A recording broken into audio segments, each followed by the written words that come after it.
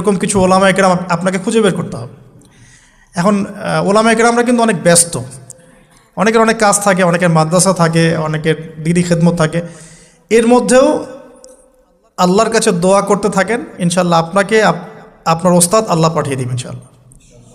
আল্লাহ পাক কাউকে ওস্তাদ ছাড়া রাখবেন না। তো ওস্তাদের কাছে আপনার বিহেভিয়ার কেমন হবে, এখন আপনি টিচারের সাথে যেমন বিহেভিয়ার রাখেন সেরকম তিনি সবক দিবেন, আপনি সেটা বাসায় কভার করবেন, নতুন পড়া নেবেন, আবার পড়া দিবেন।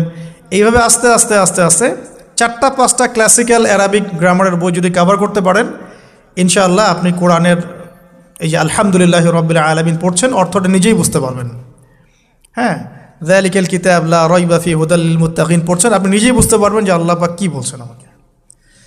তো এই যোগ্যতাটা অর্জন না করলে সত্যিকার অর্থে আমরা যে কোরআনিক সমাজ যেটা বলি আর কি বড় গলায়, এটা আসলে বাস্তবায়িত হবে না, তা আমার মত।